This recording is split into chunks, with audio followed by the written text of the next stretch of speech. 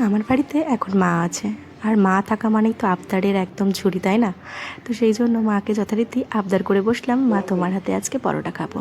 এদিকে কিন্তু মিশুক যথারীতি আমার মাকে হেল্প করছে পরোটা বানানোর জন্য। বেশ ভালোও লাগছে। আমি তো কিছু হেল্প করতে পারছি না, আর মা আমার হেল্প নেবেও না, যেহেতু আমার শরীরটা একটু খারাপ। আর মা আছে যখন অত হেল্পের আর বালাই নেই, ছাড়া তো মা একা করে নেবে, এটাই দেখলে অটোমেটিকলি মনটা চলে আসে। তো সেটাই হচ্ছে, মা একা সবটা সামলে নিচ্ছে। আর এদিকে মিশুক যথারীতি হেল্প করছিল আমার মাকে, কিন্তু হঠাৎ করে এত সুন্দর গান বেজে উঠলো। ও কিন্তু ভীষণ ভালো ডান্স করতে পারে, আর ডান্স করতে ভালোওবাসে। তো সেই জন্য যখন গান বেজে উঠলো, তার তালে একটু না নাচলে হয় বলো?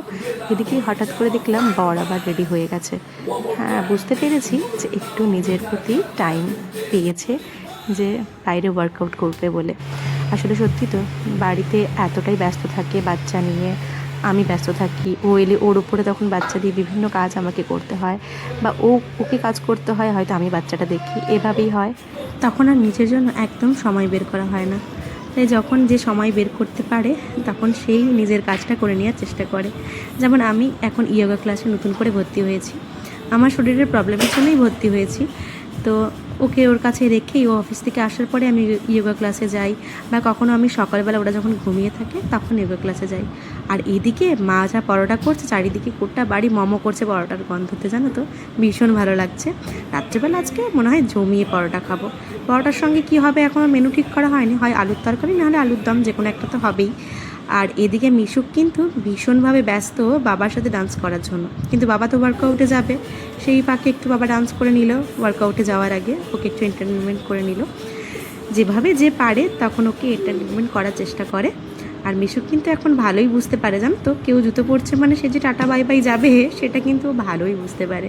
তো এদিকে বাবা তো রেডি হওয়ার জন্য একদম মানে ব্যস্ত, বাইরে যাবে, জুতো মোজা পরতে হবে, ওয়ার্কআউট বলতে কি, ও একটু হাঁটতে যাবে আর কি বাইরে।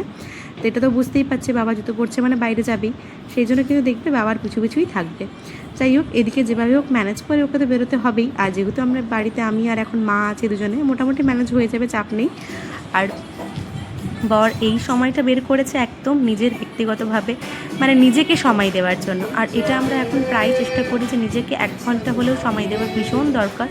কারণ নিজে যদি ফিট না থাকি, তাহলে কি করে আমরা নিজেদের সংসারটাকে ঠিকমতো গুছাবো বলো তো? মা হয়েছি বা বাবা হয়েছি বলে কি সব কিছু একদম ছেড়ে দেবো? তাই কখনো হয় বলো? সব কিছুটাই তো ম্যানেজ করতে হবে আমাদেরকে। এদিকে বর বেরিয়ে চলে গেল ওয়ার্কআউটের জন্য, আর মিশু খুব সুন্দরভাবে বুঝে গেল যে বাবা এখন বেরোচ্ছে ওয়ার্কআউটের জন্য।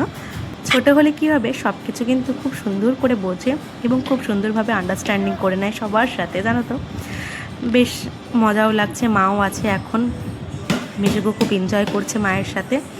আশা করছি আরও অনেক ব্লগ তোমাদের সঙ্গে